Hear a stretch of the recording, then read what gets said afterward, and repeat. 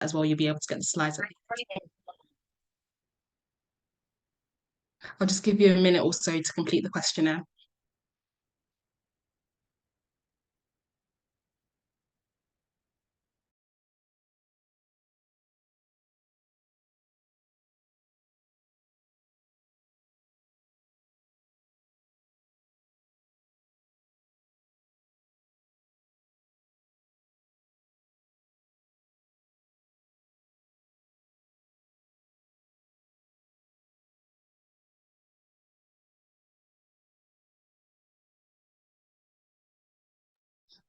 Okay, so now we can move on to our first SBA. So if you guys just kind of read through that and then put what you think is the answer in the chat option.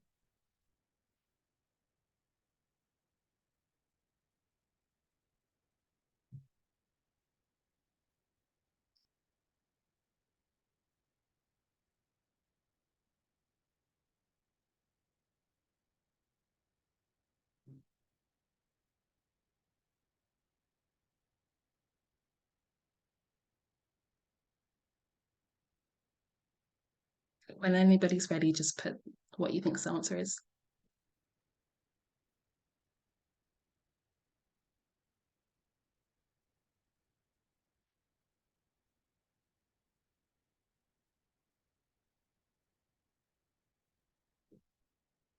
Okay, yeah, one person's messaged me E.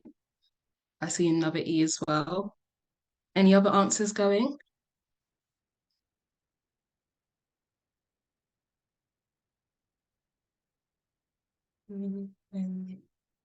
Okay, so I see B, another person has messaged me A, another E.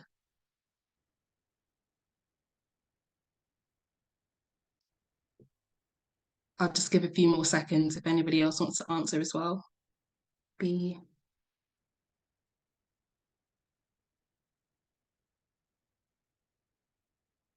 Anyone else?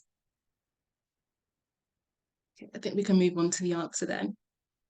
So the correct answer is actually E. So a trial of fluoxetine. So it's quite clear here that Sandra presents with a history of typical depression. So she describes all the three core symptoms of depression. So low mood, fatigue, anhedonia, and also describes at least three other symptoms as well. So difficulty concentrating, poor sleep, feeling hopelessness. And given the number of symptoms and also the effect that it's had on Sandra's functioning, it sounds more so a moderate to severe depression. So NICE states that the first line management for moderate and severe depression should be both an antidepressant and psychological therapy. So usually first line antidepressant would be an SSRI. So usually it would be sertraline, but seeing as that's not one of the options, fluoxetine is the best answer in this case. And also the psychological therapy for moderate to severe depression is high intensity. So that's cognitive behavioral therapy or interpersonal therapy. Which is why the answer B isn't correct, because individual guided self-help, that's a low intensity psychological intervention. Kind of why the other answers aren't right. So I don't think, so yeah, A isn't right just because it's a tricyclic antidepressant and that's not really typically used first line for depression. This B is because that's a low intensity psychological intervention. And in terms of watchful waiting, that's not the most appropriate thing to do just because it is having quite an impact on Sandra's kind of daily living. Also same day referral, just because it's not appropriate, just because she's not at immediate risk, as she's not she's denying any like suicidal thoughts. So E is the best answer in this case. Okay, and then just a bit more on depression. So the core symptoms of depression are low mood, lack of energy, and then lack of enjoyment. So, and then also associated symptoms with that would be poor concentration or attention, feelings of guilt or worthlessness, reduced self-esteem, changes in appetite, changes in sleep pattern, also loss of libido, and there will also be self-harm or suicide risk, which you must always do with any patient coming in with any signs of depression. In terms of the duration of symptoms, so the symptoms need to be lasting for most of the day, nearly every day, and for at least 2 weeks to diagnose depression. And then also just kind of splitting up the severity level. So mild would be 2 core symptoms plus 2 associated symptoms, and that the person will still be able to continue with daily activities. Moderate would be 3 core symptoms plus 2 to 3 associated symptoms, and there'll also be a kind of distress and great difficulty continuing usual tasks. And then severe would be 3 core symptoms and 4 to 5 associated symptoms with very severe functional deficits. And you can also have depression with psychotic symptoms, so the presence of hallucinations and delusions as well. So if we can just go on to the next slide, please. So just a little bit more on depression with psychotic symptoms. So typically depressive delusions will include delusions of guilt, delusions of hypochondriasis, which is when a person believes they have a severe physical health condition, such as believing that they have cancer or a serious heart disease or even a sexually transmitted disease. In depression, you can also have delusions of poverty, and this is where a person believes that they couldn't believe that they've lost all their money just in a business venture. They could also have nihilistic delusions as well, which is when a patient believes that they either have no future or that a part of them have ceased to exist or ceased to function. You can also have persecutory delusions, and that's when they believe that a person is out to get revenge on them and that the persecution is deserved or reasonable. They can also have hallucinations as well. So usually in depression, the hallucinations would be auditory and also be in second person. And so the voices that they hear, they may address like repetitive words or phrases to the patient, which confirms their beliefs about them. So confirms beliefs about guilt or worthlessness. And this may also increase the risk of suicide. So it's also important just to note that in depression, their kind of delusions are mood congruent, which basically means that their delusions kind of match their moods. So because in depression they are quite low in mood, that represents kind of what the delusions that they're having as well. So delusions are quite kind of highlights the low self-esteem that they have.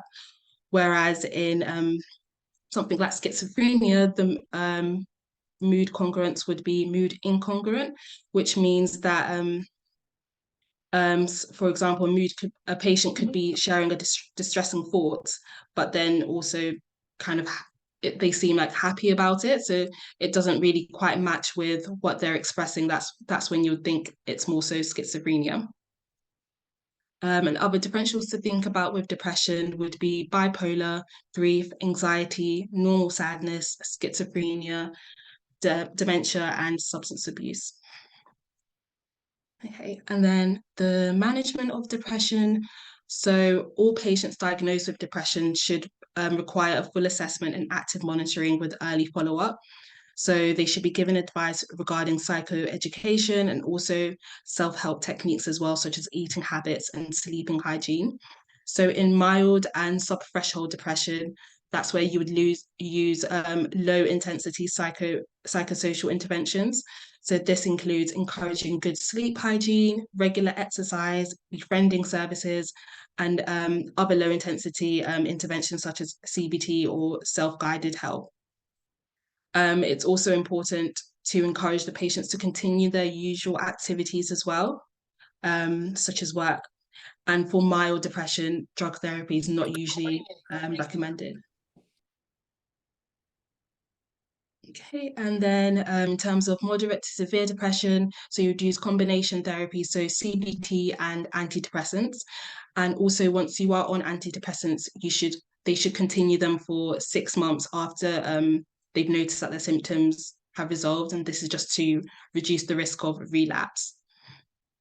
And then also just thinking on more on the social side, so kind of offering housing support or offering advice for housing support, employment, and lifestyle factors as well. And just to kind of explain more about the principles of CBT. So it's basically just encouraging the patient to focus on understanding and managing maladaptive thinking and behavior. So it allows the patients to focus on their thoughts and feelings and how this relates to their behaviors, and then finding strategies to actually cope with the behaviors that they may exhibit. So just going on to the next topic, this is the next SBA. So if you guys can again just read through and then put your answers in the chat option.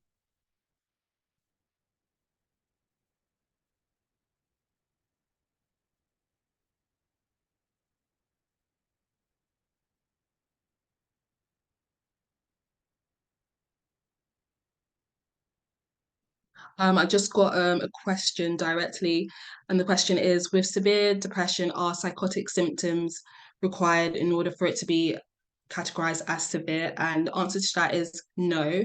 So with severe depression, all you would need to have is just in like severe kind of impairment in daily functioning. It doesn't have to be with the presence of psychotic features, but the presence of psychotic features does make it severe, but you don't have to have them to actually be classified as severe.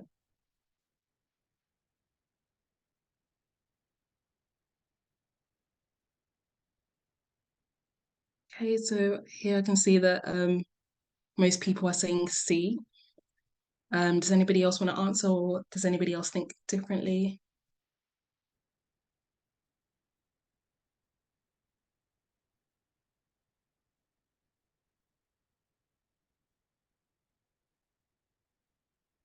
Mm. Okay, so I think we can go on to the next slide. Okay, so in this situation, the answer is C. So mirtazapine. And that is because, so for depression, the first line is an SSRI, which, oh, actually, yeah, it is SSRI, but this type of antidepressant isn't actually an SSRI. But the reason why it's been picked is because of its side effects. So its side effects include sedation. So it would be useful for his troubled sleep, and also it also causes increased appetite.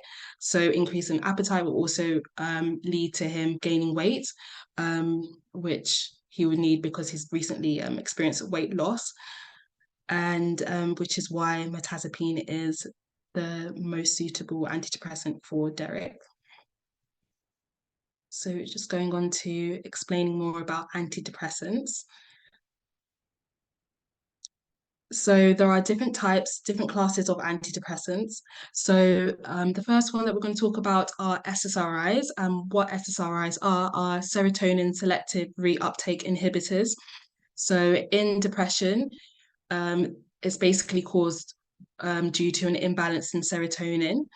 So what this drug aims to do is to block the reuptake to increase the levels of serotonin in your brain. So examples of that would be fluoxetine, sertraline, paroxetine, citalopram. And these are all generally well tolerated. So the most common side effects would be GI upset, so nausea, abdominal pain, maybe vomiting. There's also an increased risk of upper GI bleed.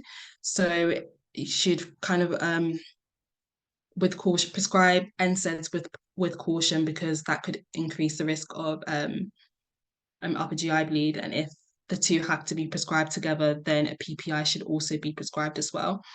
SSRIs can also cause sexual dysfunction, insomnia, headaches, hyponatremia, tremor, and a prolonged QT. So the next class of antidepressants are SNRIs, so which are serotonin and noradrenaline reuptake inhibitors. So examples of that include venlafaxine and duloxetine. And the side effects here, they've actually been found to be more effective than SSRIs, but they have a worse side effects profile, and it's also associated with hypertension. So the other side effects that it can have is nausea, dry mouth, dizziness, excess sweating, agitation, and sexual dysfunction. So back to mirtazapine. So that is a noradrenergic and specific serotonergic antidepressant.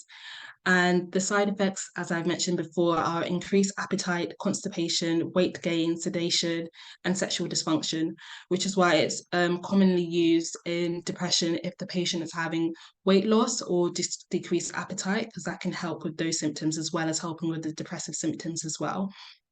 And then, so we also have tricyclic antidepressants, and examples of that are amitriptyline, imipramine, and clomipramine as well. Sorry, clomipramine, sorry. And then the side effects associated with that are dry mouth, blurred vision, constipation, and urinary retention. So those are anticholinergic side effects.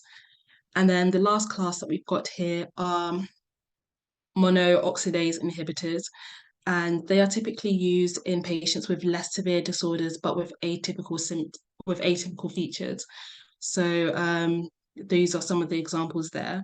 So it is used in treatment-resistant depression as well. And the side effects include postural hypertension, dizziness, insomnia, headaches, fatigue, dry mouth, constipation, and hypertension. So generally, antidepressants take at least 4 to 6 weeks to work.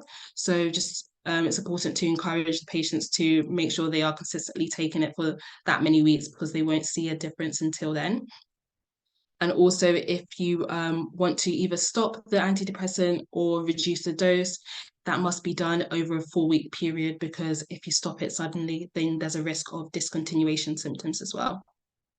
And the discontinuation symptoms, those include restlessness, problems sleeping, unsteadiness, sweating, and abdominal symptoms as well. And it's also important to note as well, in the first 2 weeks, they may experience a worsening of their symptoms, so increased anxiety, and also there may be an increased risk of suicide just because in these first 2 weeks, the symptoms can get worse. But it's important to just let them know that they may feel that, but after those 2 weeks, it should be fine after that. And next bit is serotonin syndrome. So you get that if you use more than one antidepressant. So monoamine oxidase inhibitors can cause it.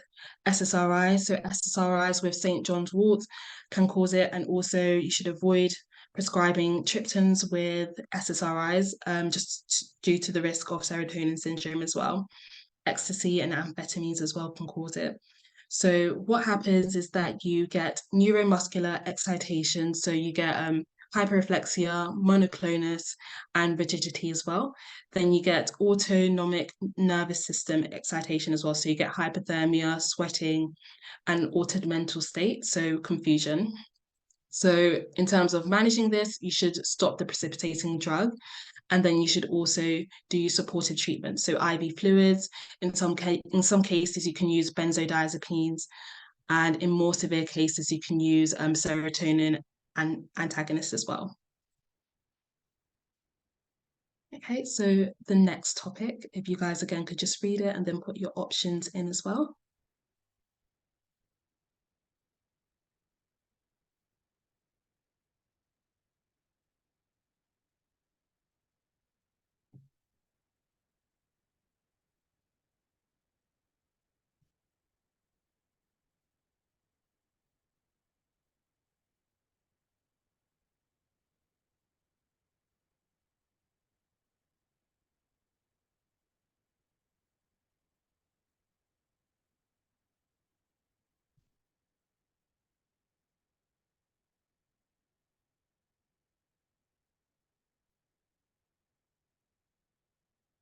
Oh, sorry, one person messaged me, how long after symptoms resolve do you stop antidepressants? And you carry on taking them for 6 months after the symptoms have resolved.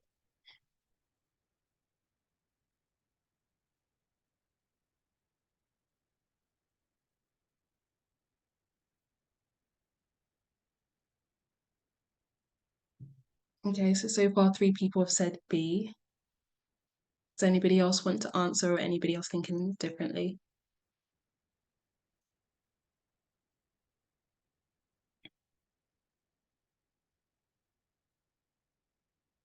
Okay, we can go into the next slide then. So yeah, the right answer is B.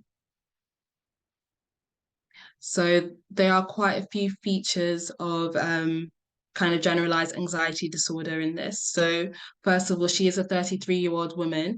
So and they are the most likely to have generalized anxiety disorder. So yeah, middle-aged women are most likely to have that.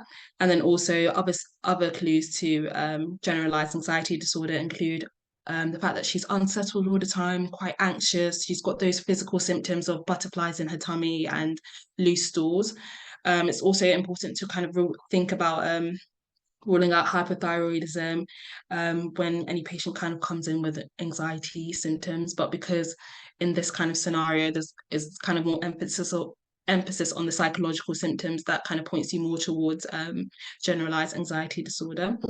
And it's also not PTSD because her anxiety is quite generalized, and there's no kind of features of typical PTSD, such as avoidance behaviors, re-experiencing, or hyper arousal. It's also not a panic disorder, just because in panic disorders, though, you can get those symptoms of like butterflies in your tummy, being anxious.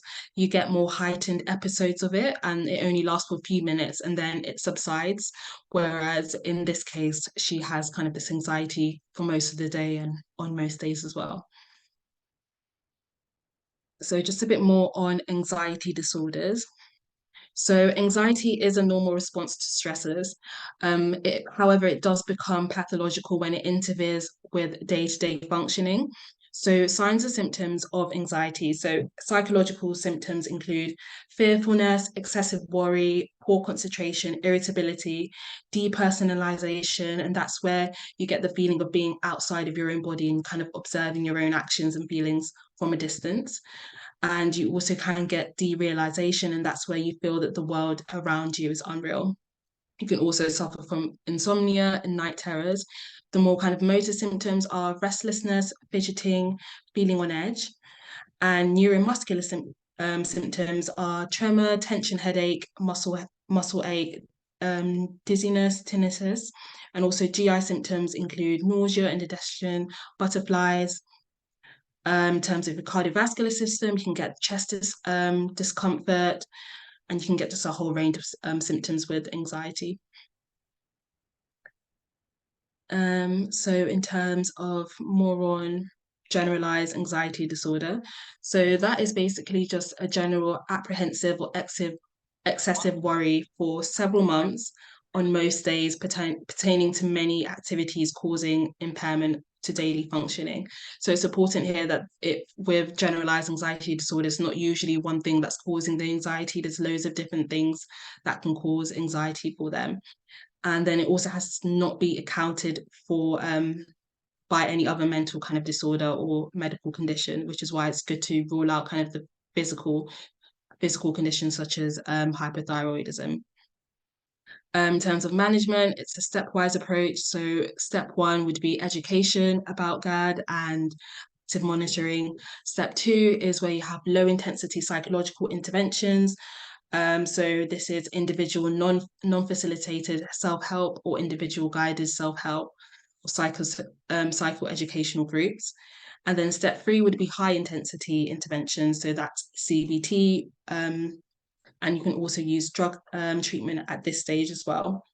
And then step four would be highly specialist input. So this would be a specialist mental health unit.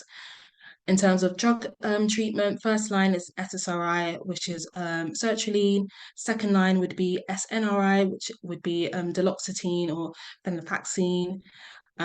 Third line would be pregabalin.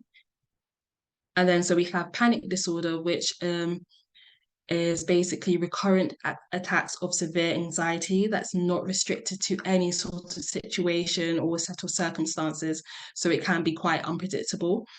And so with people kind of going through panic attacks, you may have kind of a sense of impending doom or secondary fears of dying or losing control. These attacks usually last for minutes, and there's a crescendo, so there's really heightened fear and autonomic symptoms, and then it comes back down. And ways to kind of tell the difference between generalized anxiety disorder and panic disorder is that usually between these attacks, they don't actually experience much anxiety symptoms, though they may have anticipatory anxiety, which is common just because they're kind of just waiting on their next panic attack. So that can cause a bit of anxiety, but generally they shouldn't really experience any anxiety symptoms between attacks. So in terms of management, it's pretty similar in terms of stepwise approach. So step one would be recognition and diagnosis. Step two would be treatment in primary care. So mild to moderate, you would do the low intensity interventions that I've explained before. Step three would be consideration of alternative treatment. So this is CBT and drug treatment. Again, SSRIs are first line. And if there's no response after 12 weeks, then you can use imipramine and clomipramine as well. And then step four would be, again, specialist health services, review, referral. And then step five would be care in these specialist units as well. Okay, so going over obsessive compulsive disorder. So obsessions are unwanted thoughts, images, or urges that repeatedly appear in one's mind. And then compulsions are repetitive activities that you do to kind of reduce the anxiety caused by the obsession. So many people can experience minor obsessions and compulsions, but these are usually short-lived. In somebody that has OCD, their obsessions and compulsions will have a big impact in their life, and they will cause disruption to the day-to-day life and relationships. So in terms of managing, so mild would be first line CBT with exposure and response prevention. So essentially what exposure and response prevention is, it's a therapy that encourages you to kind of face your fears and lets your obsessive thoughts kind of occur without putting them right or neutralizing them with the compulsion. So it forces them to experience their obsessions, but doesn't allow them to actually carry out what they do to kind of neutralize it. Second line is an SSRI again, and or you can use more intensive CBT. So if there's moderate functional impairment, again you'll use SSRI. So any SSRI for OCD, but fluoxetine specifically for body dysmorphic disorder, or you can use a more intensive CBT. If there's severe functional impairment, you use combined treatment, so an SSRI and CBT with the exposure and response prevention. So once they've started on an SSRI, it's important that they continue it for at least 12 months to prevent relapse and also allow time for improvement. And if it's not, if one SSRI is not tolerated or ineffective, try another one. And in terms of post-traumatic stress disorder, so the following features should be present for at least 1 month, but the onset of them shouldn't be more than 6 months after the stressful event. So what tends to happen is that you get a delayed or prolonged response to re-experiencing. So you can get flashbacks, nightmares, repetitive and distressing intrusive images. You could also get avoidance behaviors as well. So avoiding people, situations, or circumstances resembling or associated with the particular event. You could also get hyper arousal. So that's basically hypervigilance for threat, exaggerated startle reflex, sleeping problems, irritability, and difficulty concentrating. You can also get emotional numbing, so the lack of ability of experiencing feelings and feeling quite detached. So it's also important to differentiate this from acute stress disorder. So acute stress disorder usually occurs in the first 4 weeks after a stressful event, and but PTSD is diagnosed after 4 weeks. So in terms of the management, so if a patient comes to you and they've had these symptoms for less than 4 weeks, you do watchful waiting and regular follow-up until those 4 weeks have come up. And if they're still having symptoms, then you can refer them to trauma focused CBT. And then they can also get eye movement desensitization and reprocessing as well, which is specific for post traumatic stress disorder. In terms of drug therapy, it's not typically first line, but you can use venlafaxine or an SSRI. And that's only if the patient has specifically said that they would want drug treatment, or if they decline a referral for psychological therapies, or if the referral is just significantly delayed, you can start them on venlafaxine. So I think there's an upcoming SBA.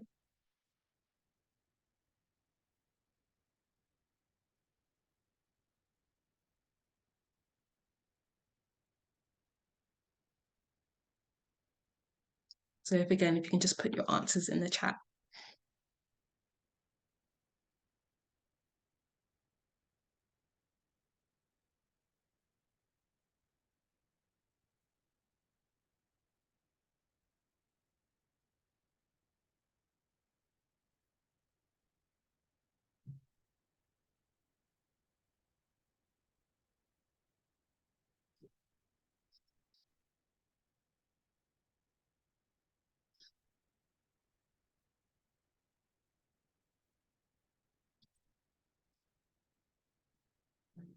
Okay, someone said E. Has anybody else got any ideas?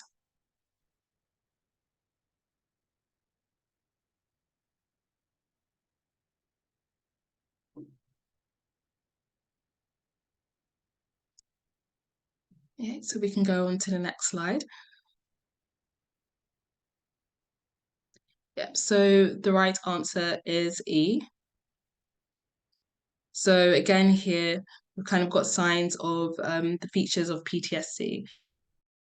So you've got the hyperarousal kind of feature, which is the fact that the father is checking the daughter, 10 to 20 times a night, which means that's kind of hypervigilance behavior.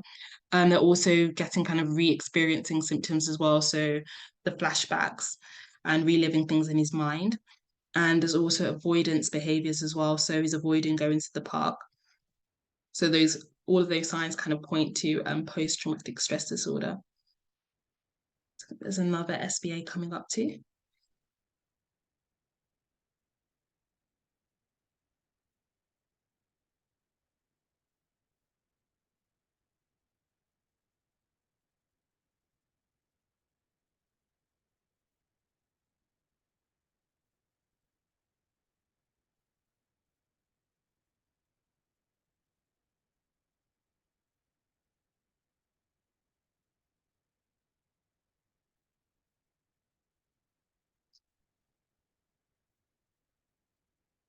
Okay, so we've got C. One person's messaged me B, another B as well.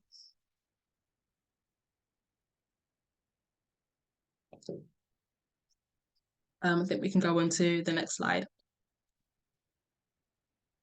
Right, so yes, the right answer is B. So this man is likely to have obsessive compulsive disorder.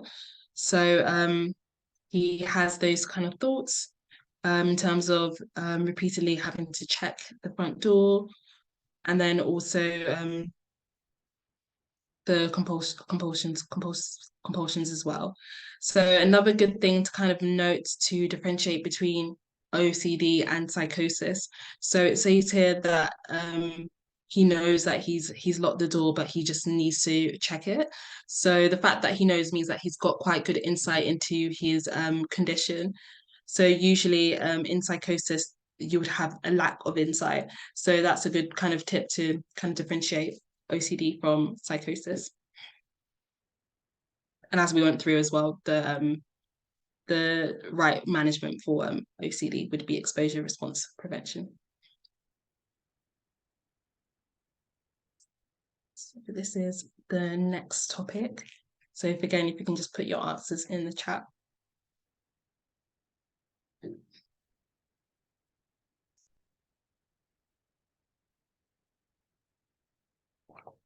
And if anybody has any questions, just put it in the chat or message me and I'll be able to, or hopefully be able to answer it.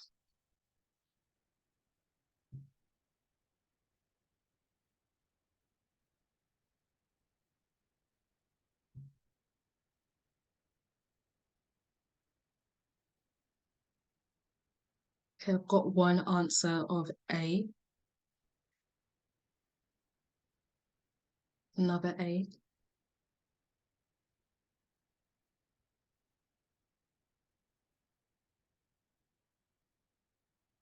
Anybody else want to answer?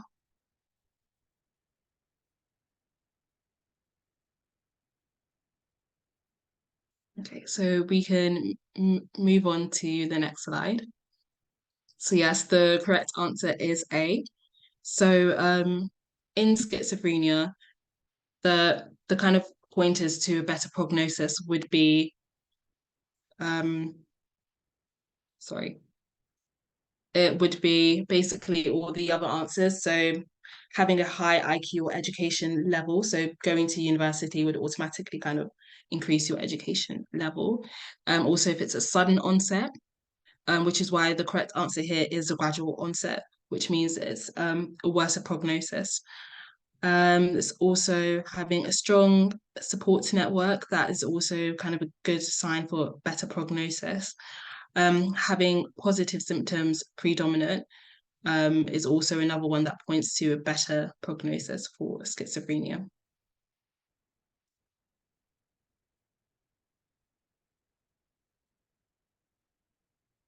Okay, so Schneider's first ranked symptoms of schizophrenia are auditory hallucinations, and in schizophrenia, the hallucinations are classically third person running commentary. So this is where you have two or more voices discussing, where the patient hears two or more voices discussing the patient, so in third person.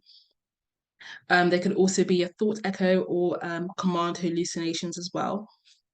In terms of thought disorders as well, so the four symptoms are auditory hallucinations, thought disorder, passivity phenomena, and delusional perceptions. So thought disorders include thought insertions. So this is where the patient believes that their thoughts are being implanted into them. There's also thought withdrawal. So this is where they believe that thoughts are being removed, and thought broadcasting. And this is where they believe that others can hear their thoughts. So passivity phenomena. So this is where bodily sensations, where the patient believes that bodily sensations are being controlled by external influences. So their actions and feelings and impulses are all being controlled by someone else. And also delusional perception. So it's usually like a two-stage process. So it's where first they kind of identify a normal object, so they're able to perceive a normal object. But then secondly, there's a sudden, intense delusional insight that they attach to the meaning of the object. So for example, so basically they just interpret real life stimulus and then add a delusion to it. So for example, that would be, I saw the Queen on television and I knew that the mafia would set to murder me. So they were able to identify the normal kind of stimuli, but then added their own kind of interpretation of what it is. And then in terms of the symptoms, other symptoms that you get in schizophrenia, so you can get positive and you get negative symptoms. So the positive symptoms are the hallucinations, formal thought disorder, and delusions. And the negative ones are blunting of effect, anhedonia, poverty of speech, elevation, and social withdrawal, abnormal behavior, and also cognitive impairment as well. So in terms of the duration of these symptoms, so at least 1 month of continuous symptoms. And then in terms of managing, so first line would be antipsychotics, and that would be an atypical.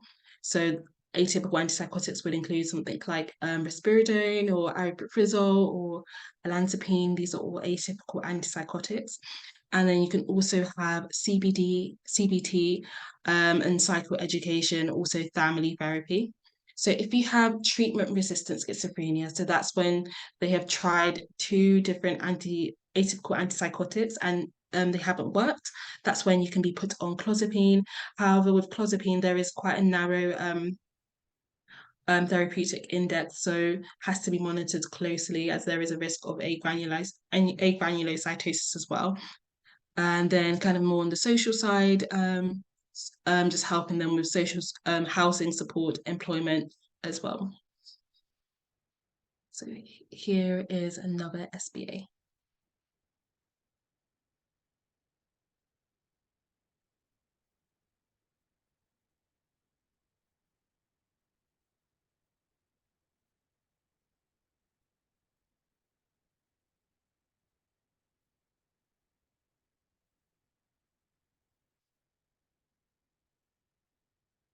Yeah, so it seems like we've all got the right answer, which is C. So all the other ones, well, auditory hallucinations, that would be positive. Delusions will also be positive one as well.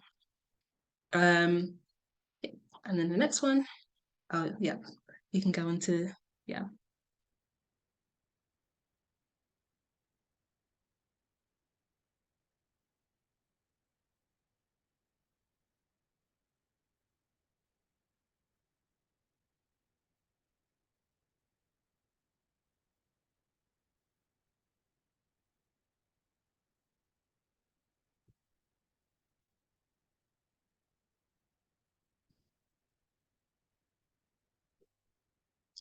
Okay, so we have a few B's and one E.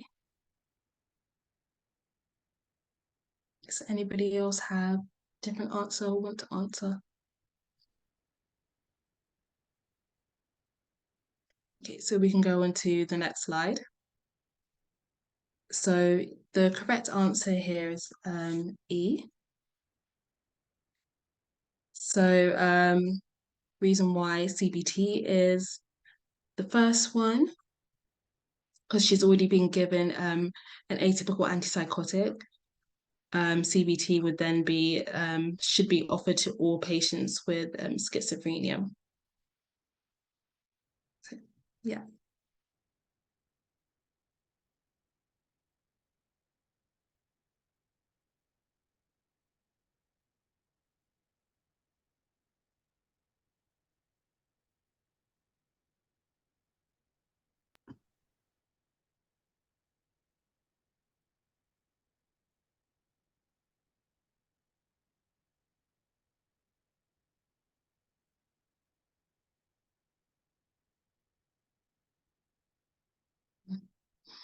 Yep, so it seems you guys have all correctly identified that this is tardive dyskinesia. So just going over antipsychotics. So there are different kind of classes or groups of antipsychotics. So you have the atypical antipsychotics, which is the first generation, and then you have typical and then atypical antipsychotics. So the typical antipsychotics are basically strong D2 antagonists. So in psychosis, it is due to too much dopamine. So what these antipsychotics do will try to reduce dopamine. So examples include haloperidol and chlorpromazine, and these tend to be used in more the acute settings. And the main differences between the typical and atypical antipsychotics are the side effects profile. So in typical antipsychotics, this is where you get more of your extrapyramidal side effects. Um, so the extrapyramidal side effects include Parkinsonism. So this would be bradykinesia, tremor, muscle rigidity, and then you can also get acute dystonia as well. So that's where you get sustained muscle contraction, and this can be managed by procyclidine. You can also get severe restlessness as well, tardive dyskinesia, which we've mentioned, and you can also get anti-muscarinic side effects as well. So this includes dry mouth, blurred vision, urinary retention, and constipation. You can also get neuroleptic malignant syndrome as well, which I'll go through in a few slides. And you can also get prolonged QT and raised prolactin, which you can see through like galactorrhea. So the atypical antipsychotics that includes olanzapine, quetiapine, risperidone, aripiprazole. So the most common kind of side effects are the metabolic syndrome, so weight gain, dyslipidemia, increased risk of diabetes. You also have an increased risk of BET. Can also cause sedation and hypertension, and your extrapyramidal side effects are less likely, which is why the atypical antipsychotics are more popular to prescribe. And you can still also get the antimuscarinic effects as well. So particularly with clozapine, as I mentioned before, so it is used in treatment-resistant schizophrenia. So two different antipsychotics must have been used for at least 6 to 8 weeks before clozapine can be used. So you will need full blood count monitoring because there is a risk of agranulocytosis. And other side effects include reduced seizure threshold, constipation, myocarditis, and hypersalivation as well. Okay, and this just goes through the extrapyramidal features. So just kind of differentiating serotonin syndrome from neuroleptic malignant syndrome. So serotonin syndrome, that's caused by antidepressants, and neuroleptic is due to antipsychotics. So usually the main difference, how you can really identify differences between them would in terms of the symptoms is that with serotonin, you get hyperreflexia, but with neuroleptic malignant syndrome, you get hyporeflexia and you get rigidity. So in both syndromes, you get hypertension, tachycardia, tachypnea, and hypothermia. Um, I think with neuroleptic malignant syndrome, it takes a bit longer for you to kind of get the symptoms, whereas with serotonin syndrome, it can be less than 12 hours. So those are the main differences with the two.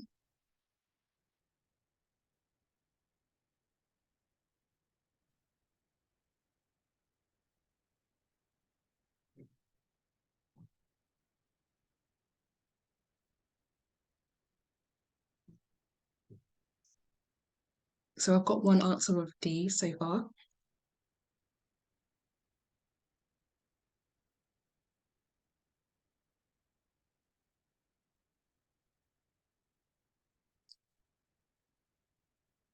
I think we can go to the next slide.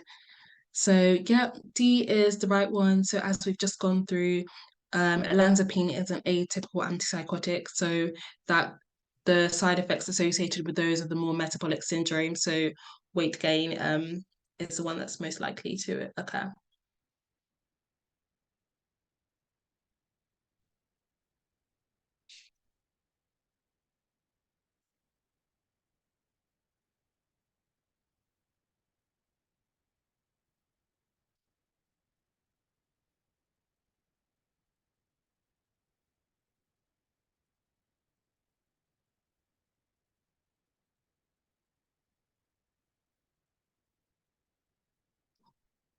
Have we got any more answers?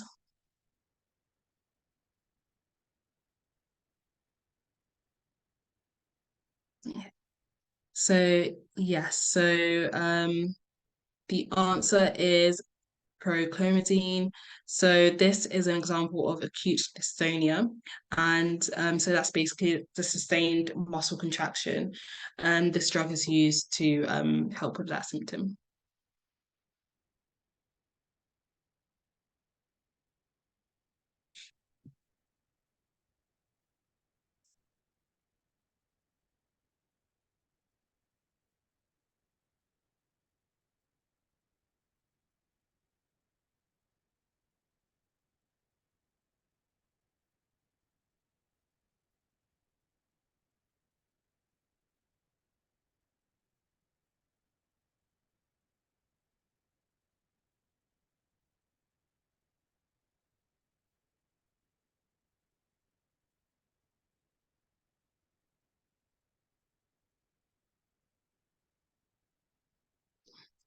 Have you got any other answers?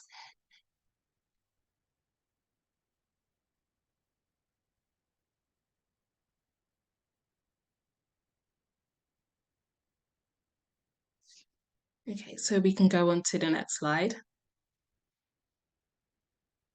So the correct answer here is D.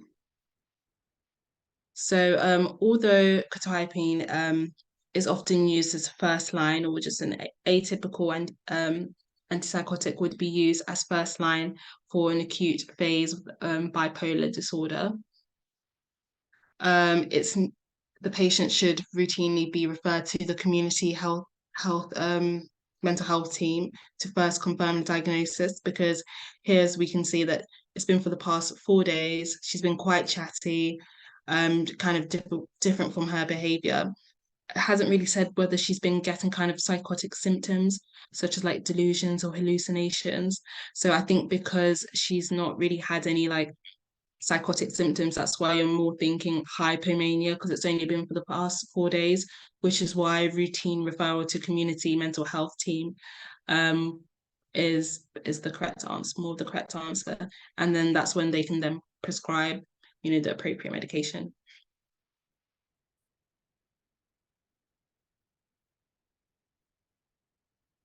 Okay, so bipolar. So, bipolar affective disorder is characterized by unusually high variability of mood with periods of both elation and depression, which significantly impair functioning.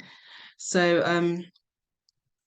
the typical kind of clinical presentation would be elevated mood, inflated self-esteem, increased energy, reduced need for sleep, poor attention, excessive partition in gratifying activities and also kind of dangerous activities as well, impulsive and disinhibited. Also would have rapid speech, flight of ideas, and also grandiose ideas or grandiose delusions. In terms of the symptoms, so bipolar typically begins in the first half of your life, and then it runs a recurring course with recovery between each episodes of illness. So each episode generally lasts for about a month, and there's an average of about 3 months accompanied by with depressive episodes. So you have bipolar 1 and then bipolar type 2. So bipolar type 1 is basically mania and depression. Bipolar type 2 is hypomania and depression. So the difference between mania and hypomania. So mania, you would have those kind of psychotic symptoms, whereas with hypomania, you wouldn't have those symptoms. Also with mania, it would last longer. So at least one manic episode for more than 7 days with impaired function. Whereas with hypomania, there may not be much of an impaired function there. And it can last, up to 4 days or more than 4 days. So in terms of managing bipolar affective disorder, so acutely, there's no kind of role for any psychological therapy. First line would be antipsychotics, which would be an atypical one. Also, if they're already on antidepressants, that should be stopped. And if it's severe, so causing really severe impairment to functioning, then they may need to be admitted for more close monitoring. In terms of maintenance, once out of the manic episode, then that's when you can then be prescribed mood stabilizers. So first line would be lithium. If not, if lithium is contraindicated or just not effective, then second line would be sodium valproate. And then in this kind of maintenance section, that's when CBT and interpersonal therapy, that's when these kind of psychological interventions would then be effective. They're not really effective in an acute manic episode. And if there is severe mania, this will be more so on the acute side, and medication is just not working, then you can use ECT in the very, very severe condition. And I think at this point, we're going to swap over with Carla, and she's going to take on the rest. I don't know, can you hear me? Can you see me as well? Yeah, we can. Okay, so we're going to be going through mood stabilizers. So, which the most commonly prescribed mood stabilizer is lithium, and lithium is the first line, like Tuse was saying, for maintenance of bipolar disease, and it's has the strongest evidence base for both preventing recurrence of manic or depressive episodes and reduces the risk of suicide. Because it has such a narrow therapeutic index, so you can see on the top right, 0.4 to 1 millimoles per liter, it requires very careful monitoring. So serum lithium levels should be checked 1 week after starting the drug, and after any dose change. And then this should be done weekly until stable levels are achieved, and then 3 months once stable. And these levels should be taken 12 hours post the dose. Before starting lithium, you need to do a baseline full blood count using these TFTs and an ECG. And then while the individual is on lithium, you want to do 6 monthly using these and TFTs. So some of the acute side effects of lithium are things like GI upset, fine tremor, and some people complain of like a metallic taste in their mouth. And then chronic side effects are things like hypothyroidism and renal toxicity. So that's why we have to do these 6 monthly using these and TFTs. And then it's also important to be aware of the symptoms of lithium toxicity. So this can manifest in like a coarse tremor, ataxia, dysarthria, hyperreflexia, And then it's also important to note that lithium is teratogenic, so it's been associated with cardiac malformations and it is contraindicated in breastfeeding. So if lithium isn't found to be or found to be only partly effective in managing bipolar, other mood stabilizers can be added on, or antipsychotics. So other mood stabilizers include sodium valproate, carbamazepine, and lamotrigine. So I'm not going to go through all the side effects because there is quite a lot. So I'm just going to highlight the ones that do come up in the progress test quite often. So weight gain and pancreatitis for sodium valproate, carbamazepine, agranulocytosis, and then blurred vision for lamotrigine. And all of these have the potential to cause GI upset, and all are teratogenic. So I believe sodium valproate is associated with neural tube defects. Carbamazepine is also associated with neural tube defects and cardiac abnormalities like lithium. And lamotrigine is associated with oral cleft defects, but it's considered the safest overall mood stabilizer when both sort of maternal and fetal complications are considered. Okay, so starting off with an SBA, so I'll read this one out. So Bill, a 29-year-old man, is brought to the GP by his brother. He's been diagnosed with bipolar disorder a year ago, which is controlled with lithium.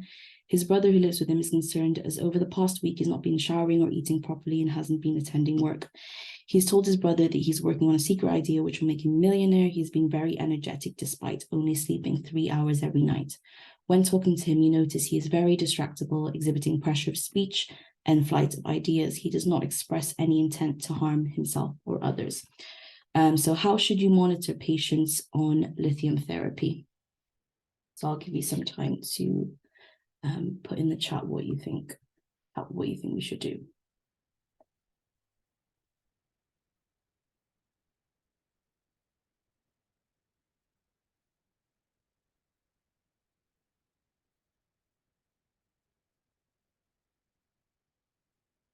Okay, so got C's. So yeah, I think everyone's got it. So it's after a change in dose and levels should be taken weekly until levels are stable. Good.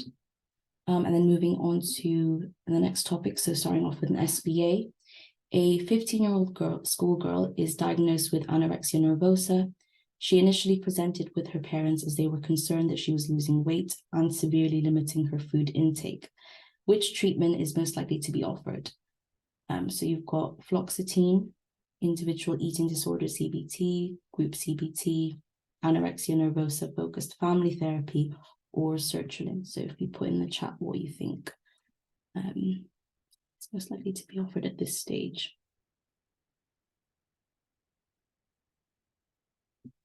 So I'm guessing with everyone putting D, you're talking about anorexia nervosa focused family therapy, which is correct.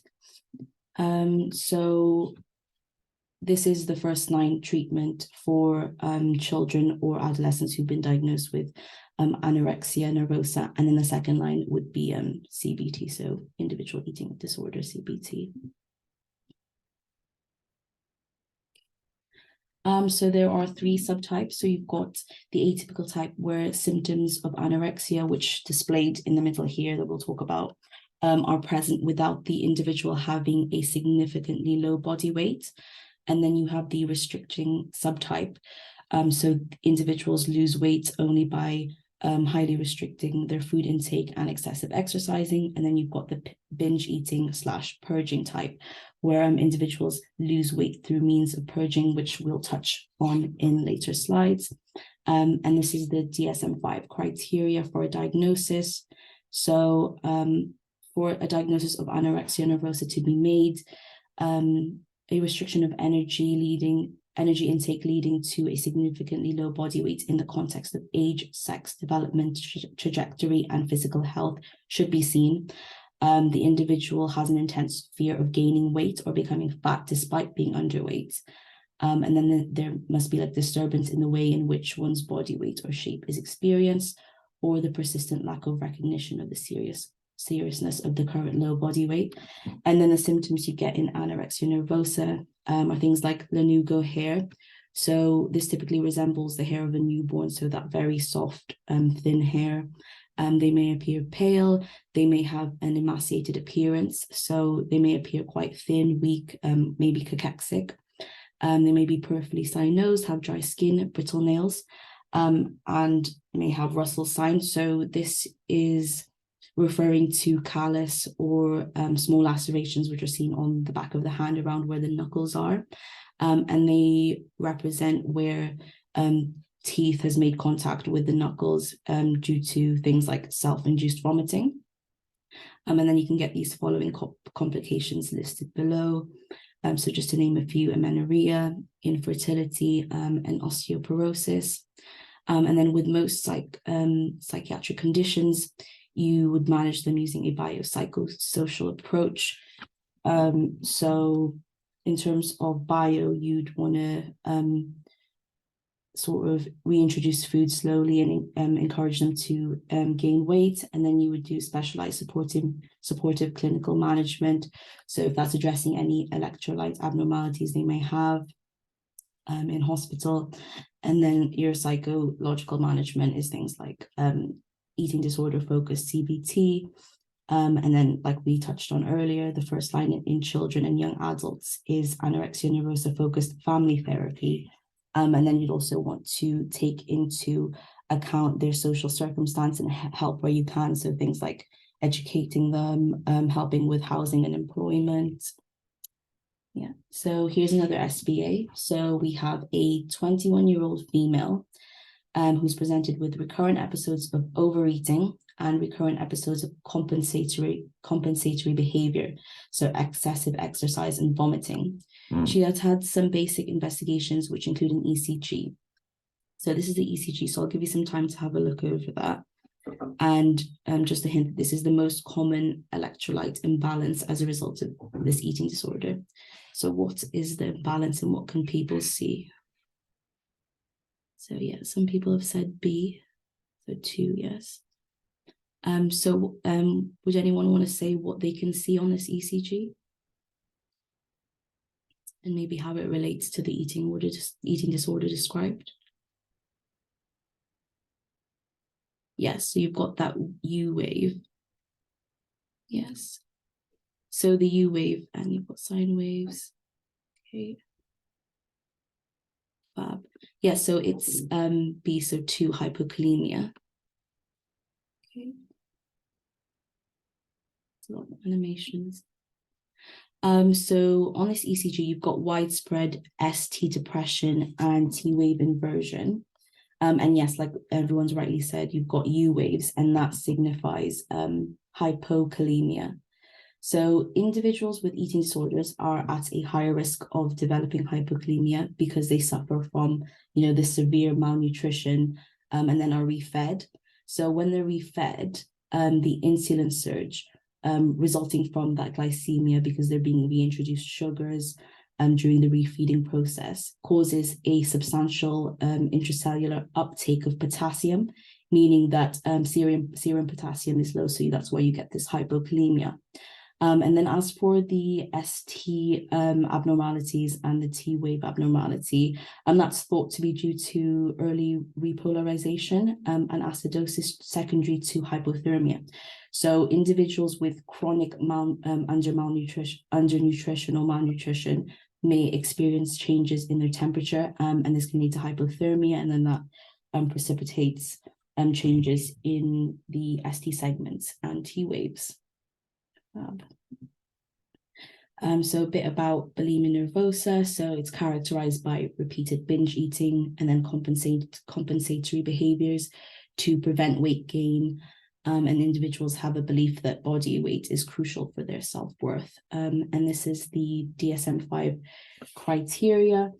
So to be diagnosed with bulimia nervosa, these need to be present. So you need to have recurrent episodes of binge eating, recurrent inappropriate compensatory behaviors in order to prevent weight. So examples of this are things like self-induced vomiting, misuse of laxative diuretics, and excessive exercising. And then the first 2 points, so the recurrent inappropriate compensatory behaviors and episodes of binge eating, they need to occur on average at least once a week for 3 months. And then you need to have, the individual needs to show that their self-evaluation is influenced by body shape and weight, and that the disturbance does not occur exclusively during episodes of anorexia nervosa. Okay, and then you've got the symptoms. So we've discussed this. So binge eating, compensatory behaviors, and then sort of the signs that you'll see are similar to that of anorexia nervosa. Because they may be engaging in these self-induced vomiting, you may see enamel erosion, parotid gland swelling, halitosis, Russell sign, increased heart rate, and electrolyte depletion. And then again, the complications are very similar to anorexia nervosa. And then these are the sort of investigations you would do. So weight and height, basic obs, the baseline test, blood tests, a bone profile, magnesium, and then you want to do an ECG because you may electrolyte disturbances can cause arrhythmias. And then the management is again very similar to anorexia nervosa with the biopsycho and social approach. Okay, so moving on to the next SBA, we have Mark, who is a 63-year-old man, and he's been brought to the emergency department by ambulance after being found in the street, agitated and confused. On examination, he appears unkempt and smells of alcohol. So his heart rate is 102, blood pressure 123/76, and he's apyrexial. He's ataxic and has nystagmus on lateral and vertical gaze and has a limited down gaze. He doesn't know where he is, what his date of birth is, or what the date is, but he is otherwise able to converse and follow simple 3-stage commands. What is the most likely diagnosis? So I'll give you some time to have a go at answering that in the chat.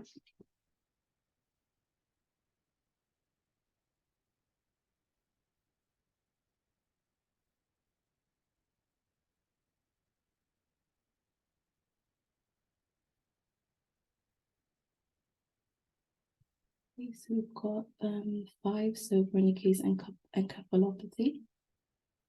Does anyone else think otherwise? Got Korsakoff syndrome as well.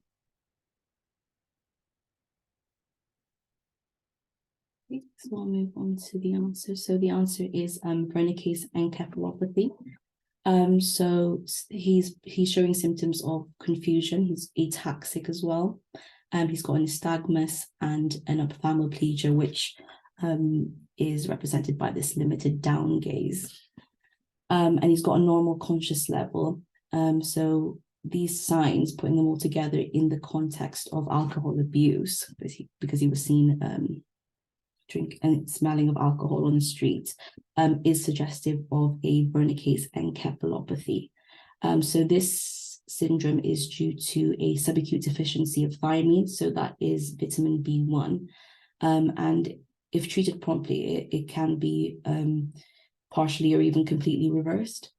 So going down the list, I'm going to explain why these options aren't exactly the right answer. So it's important to be mindful that an acute alcohol intoxication can coincide with Wernicke's encephalopathy, but the presence of, the nystagmus and that amnesic confusion, so he didn't know what his date of birth was, is more consistent with a diagnosis of Wernicke's. Furthermore, an acute alcoholic intoxication or withdrawal would result in a more profound reduction in his conscious level, which he's able to follow simple 3-stage commands. And then a cerebellar infarct would cause, rightly so, the ataxic gait and nystagmus, as the cerebellum is involved in coordinating movement. However, the cerebellum doesn't have any involvement in the memory pathways, so it wouldn't account for this amnesic confusion that he's got relating to not remembering his date of birth. And then you've got delirium tremens, so that is an extreme form of acute alcohol withdrawal. and that presents with hallucinations, fluctuating conscious level, and sometimes things like a fever or transient tachyarrhythmia, and then Korsakoff syndrome. So Korsakoff's syndrome is a chronic form of thiamine deficiency, and it presents with a pure amnesic syndrome without any neurological signs. But it is again important to be aware that in reality, this can, just like acute alcohol intoxication, Korsakoff syndrome can coincide with Wernicke's encephalopathy, and often there is this overlap. So I hope that made sense. And then talking more about alcohol misuse. So it's really important to differentiate between intoxication and dependence. So intoxication is where an individual experiences the direct physical effects of the substance they're taking. So this may be pleasant or unpleasant symptoms. For example, individuals can feel elated, relaxed, disinhibited, but they may also experience things like ataxia, so like that man in that case, slurred speech, and have impairments in their judgment. And then those who have a history of alcohol misuse can go on to develop a dependent syndrome.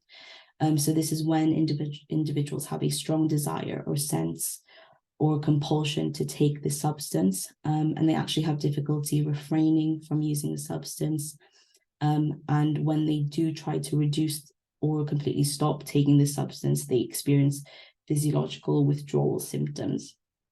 And there may be evidence of tolerance, and tolerance means that even after continued drinking, the consumption of a constant amount of alcohol produces a lesser effect, or increasing amounts of alcohol are required to produce the same effect that they were once having with that substance.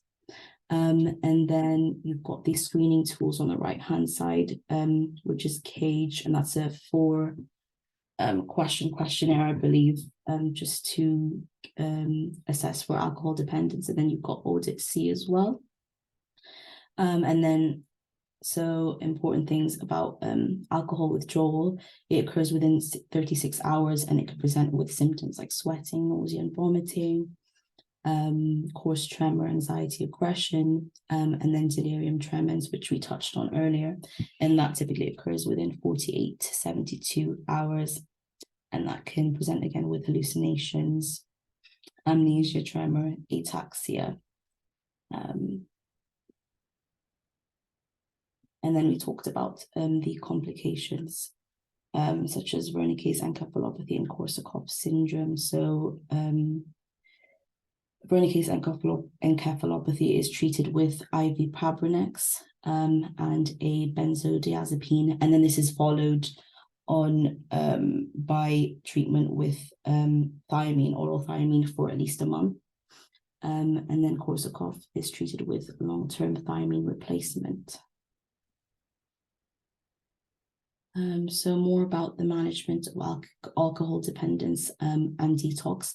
So detoxification should always be carried out under a medical supervision, and treatment entails a combination of long-acting benzodiazepines and B vitamins. So the benzodiazepines that are commonly typically used are chlordiazepoxide or diazepam, and this just reduces complications, risk of complications, and decreases cravings for alcohol. Lorazepam is used first line in delirium tremens, and then other pharmacological agents that you can use in alcohol use are disulfiram. So this is used as a deterrent. So when taken concomitantly with alcohol, it produces really unpleasant effects which deter you from drinking alcohol. And then you've got acamprosate, which decreases cravings, naltrexone, which again reduces cravings but isn't as effective as disulfiram, and yes, again, thiamine. So moving on to the next SBA, following on from Mark's discharge, so this is continued from the patient before, he has successfully abstained from alcohol for the next 6 months following inpatient detoxification. During his admission, he was started on a deterrent medication. He takes this medication daily and reports that if he consumes alcohol, he will violently vomit. So what medication do you think the patient is describing?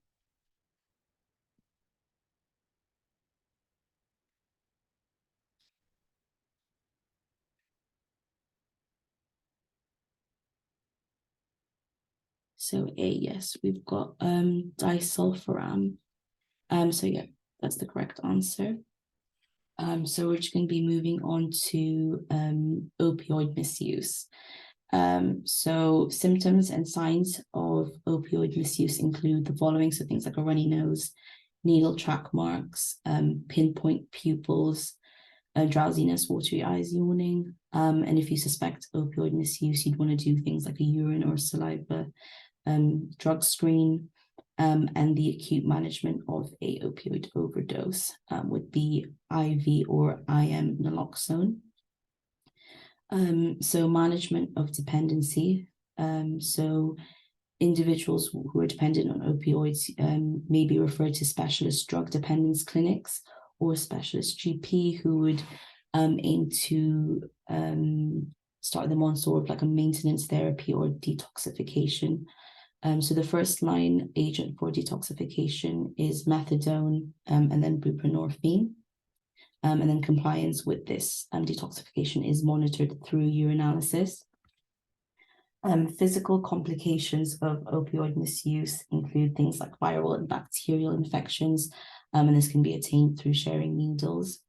An important one to note is VTE, so venous thromboembolisms, respiratory depression, and then that can result in death. So the next SBA, a 31-year-old woman who is an IV heroin user comes to see you at your GP practice. Which of the following complications is she most at risk of due to her drug use? If I give you some time to think. So we've got D, E. Yeah, so everyone's thinking along the same lines, and D is correct. So we touched on it in the earlier slide, but yeah, one of the important complications of opioid misuse is venous thromboembolisms. And now we're moving on to benzodiazepines. So with benzodiazepines, you can get withdrawal symptoms. So this includes things like insomnia, tremor, loss of appetite, and seizures. The NICE guidelines have a really thorough and extensive guideline on how to withdraw and slowly taper down your benzodiazepine dose safely. So the dose withdrawal should occur in steps of about 1/8 of the daily dose every fortnight. And then for individuals who are having difficulty with this sort of regime, maybe switch to the equivalent dose of the benzodiazepine they're on to diazepam. And then this has its own tapering regime. And then the acute management of a benzodiazepine overdose would first of all include an A2E assessment and supportive care.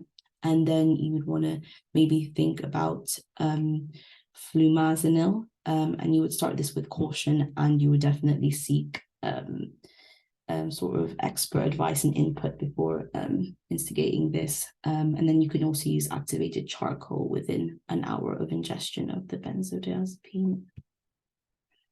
So the next SBA, so a very distressed patient attends A&E with tremor, irritability, and anxiety after she decided to suddenly stop taking her diazepam for severe insomnia. Which of the following is the correct way for her to have come off her prescription?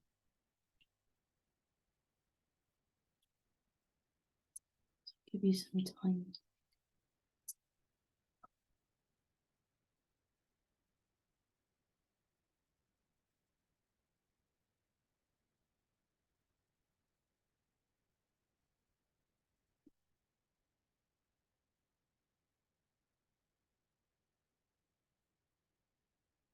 So we've got a lot of Ds. We've got one D, I think.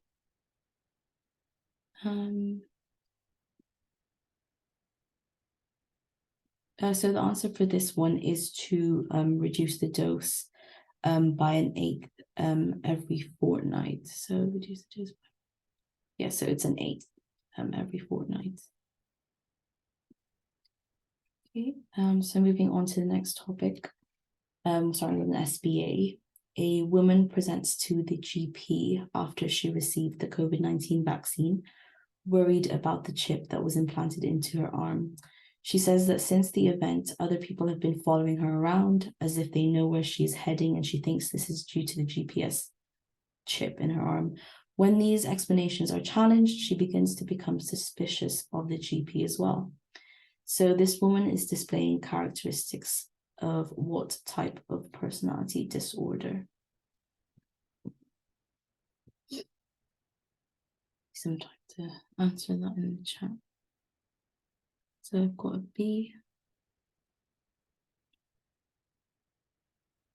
And we've got a C. Is that a C?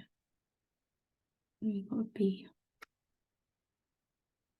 Okay. So the answer to this is paranoid. So individuals with a paranoid personality disorder often have delusions and are very suspicious towards each other. So she's already suspicious of the people around her, and now she's becoming suspicious of the GP as well. And they think they're in danger a lot of the time, so they become very hypervigilant about their surroundings. So yeah, she's very paranoid about people knowing where she is. And then going down the list, I'm going to explain why the other personality disorders are less likely. So with a schizoid personality disorder, individuals will often, or in the vignette anyway, will often display a lack of interest in social relationships. And then with a schizotypal personality disorder, they may present with a thought disorder, and they can also present with a transient episode of psychosis, and usually possess unconventional beliefs. Individuals with an avoidant personality are usually preoccupied with ideas that they're being constantly criticized or rejected in social situations. So they tend to make an effort to avoid these. And then histrionic personalities are said to be like behave in an inappropriately sexual way, and this can manifest in the way they act or dress, and they often feel they need to be the center of attention. So that's why the answer is paranoid personality disorder. And then if we move on to this next SBA, a middle-aged man is taken into the emergency department following a knife fight with a person in a bar. When questioned about the event, he doesn't seem to care that the other person was injured, and insists that he was in the right. He tries to refuse treatment as he isn't that hurt despite multiple stab wounds to his arms. So this man is displaying characteristics of what type of personality disorder? So we've got one. So we've got A. And does anyone else think otherwise? No, I've been saying A. Yes, so this man is demonstrating a antisocial personality disorder. So with these individuals, they show behavior which doesn't conform to social norms, and often they don't really respect the law, and they do repeated acts that warrant sort of arrest or involvement with the police. They're very, they can often be deceptive and aggressive. And then the other ones we've touched on, except obsessive compulsive. So with people with obsessive compulsive personality disorder, they're very occupied with details, rules, lists, organization, and very rigid about morals and values. So they don't really believe in that sort of gray area. It's either this is right or wrong type of thing. So that's why that answer to that one is antisocial. So personality disorders. So personality disorders are defined as a series of personality traits that of maladaptive personality traits that interfere with normal functioning in day-to-day life. And they're often grouped in what we call these clusters. So we've got cluster A, which refers to the odd or eccentric type. And within this, you have paranoid, schizoid, and schizotypal, which I won't go into because we've touched on them. And then you've got cluster B, which is the dramatic, erratic types. So you've got antisocial, which was the case previously. And in this cluster, we have borderline personality disorder, which is known as emotionally unstable personality disorder. And these individuals have a heightened fear of abandonment, and this can often lead to things like unstable relationships, and they may have things like low self-esteem. And then we went over histrionic. And then in this group, we also have narcissistic personality disorder. So these individuals have a grandiose sense of self-importance. They often lack empathy and can be envious of others. And then finally, we have cluster C. So these are the anxious and fearful types. So we've got obsessive compulsive personality disorder. They're very meticulous and they're perfectionists. And then you've got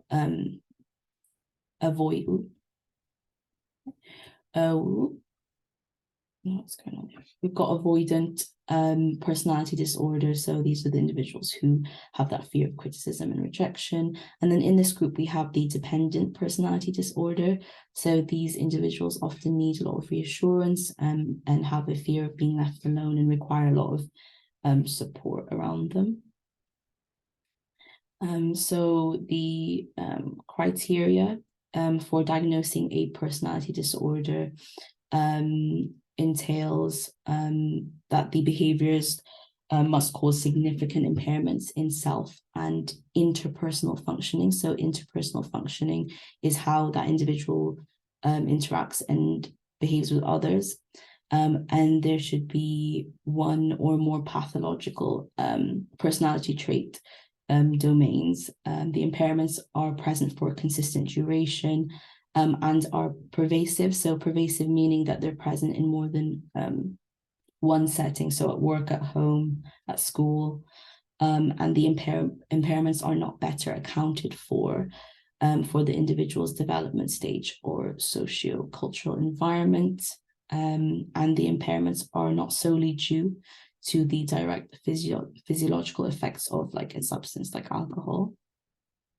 So that's the criteria for diagnosis of a personality disorder.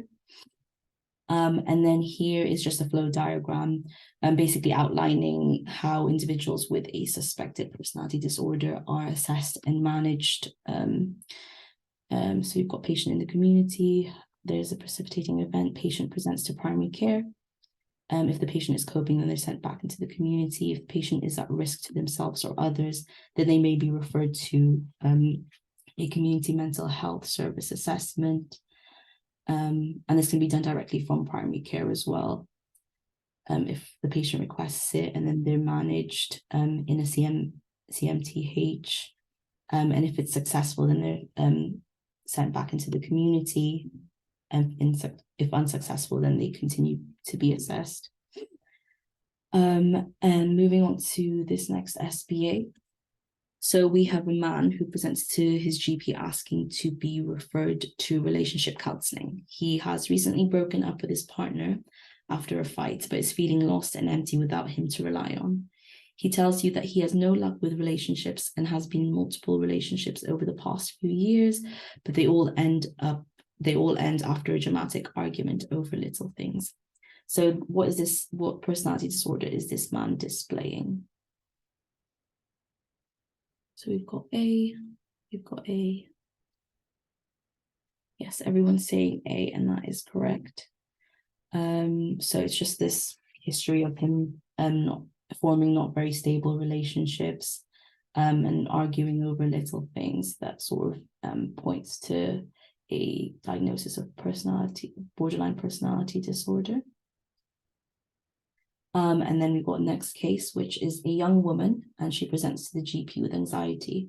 She works in a shop and thinks customers won't buy anything if she hasn't stacked the shelves properly, and so she will get fired. She arrives an hour early to work to sort out the shelves and feels like a failure if she is unable to finish this by the time her shift starts. So what characteristics is this woman displaying, or what personality disorder are they more likely consistent with? So we've got D. And yes, that's correct. So it's this constant pursuit of perfectionism. Yeah. So now we're going to go over some neurodevelopmental disorders. So starting off with an SBA, we've got a mother who brings her 7-year-old son into the GP surgery. His teachers have noticed that he struggles to keep focus and can't sit still most of the time. His mum says he's a chatterbox and always talks over her. The GP refers the boy for assessment for possible attention deficit hyperactivity disorder, so ADHD. Which 3 features are consistent with the diagnosis of ADHD? So if you put that in the chat. We've got C, so 3, inattention, hyperactivity, impulsivity. And does anyone think otherwise?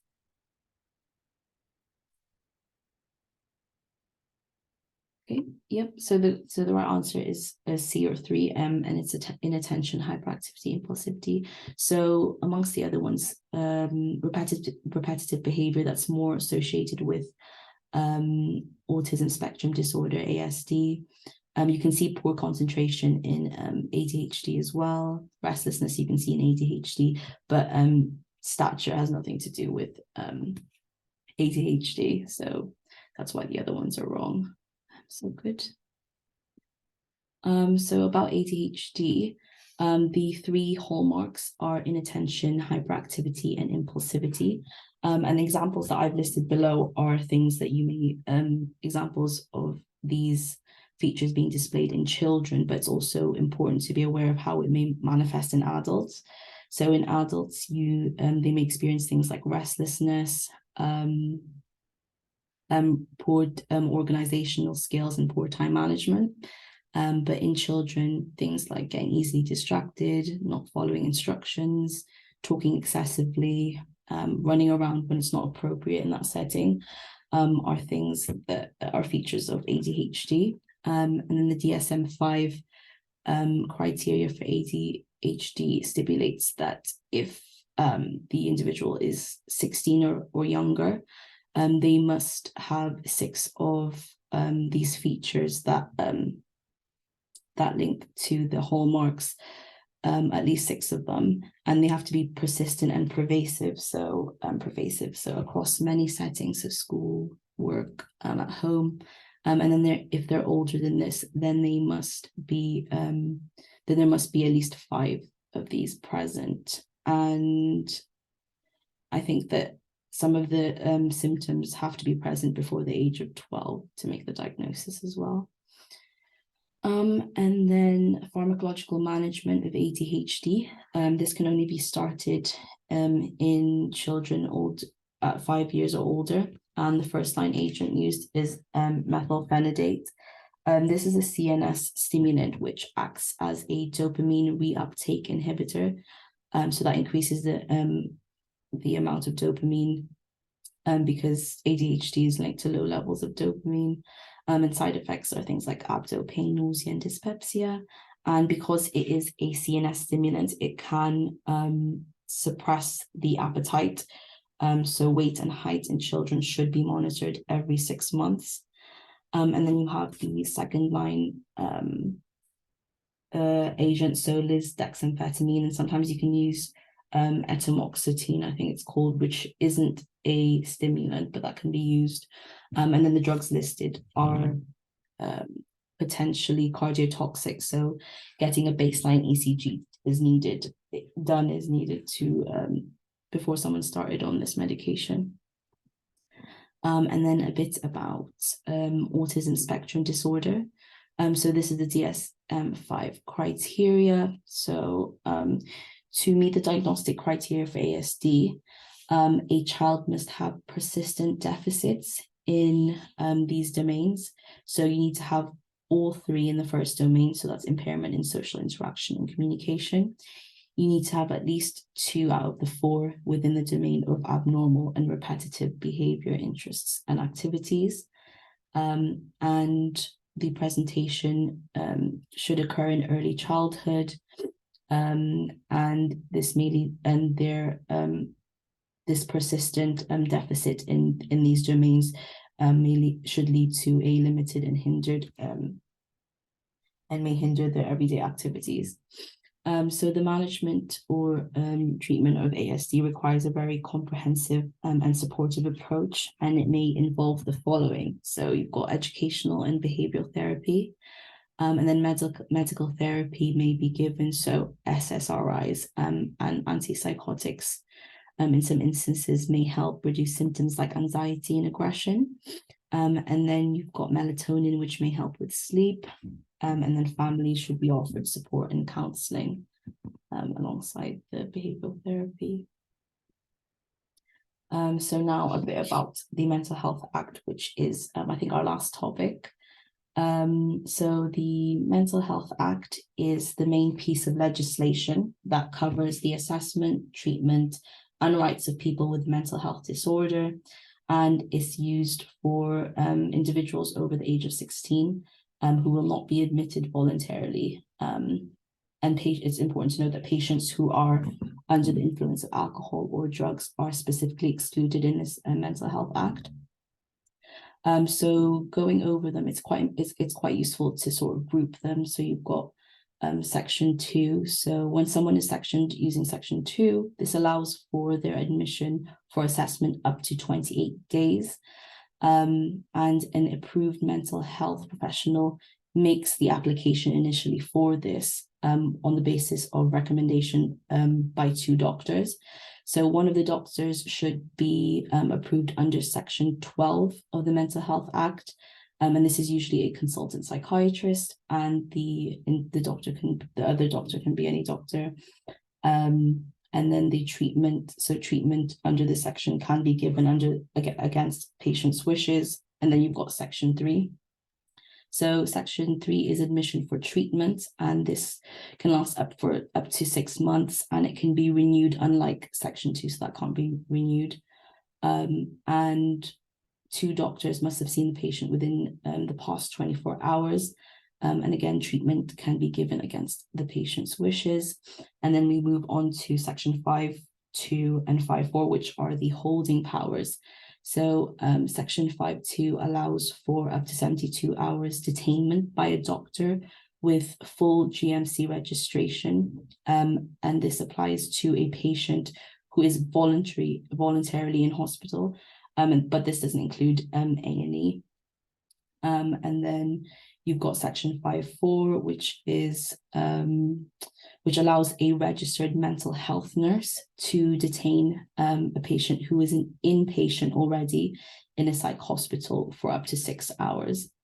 And then you've got the Section 135 and 136. So 135 is when the police can remove a person from a private property to a place of safety. And then 136 is when the police can detain a patient from a public place with mental health issues.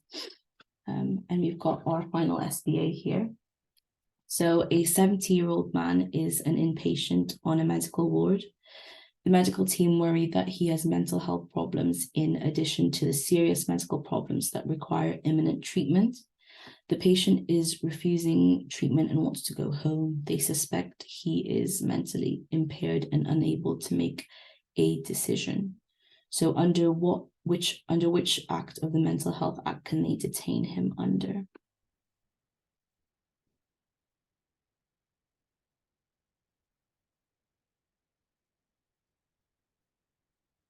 Yes, so an approved mental health professional includes people like social. I think people like support workers and social workers, but I'm not too sure. we've got C 52. So yeah, that's the correct answer because he is in a medical ward, so they're allowed to hold him for up to 72 hours to treat him. So yeah, that wraps up the session, and I hope it wasn't too long. And if you've got any questions, me and Tuesday will be staying on to answer any of them, and would really appreciate if you would fill in the post-session questionnaire.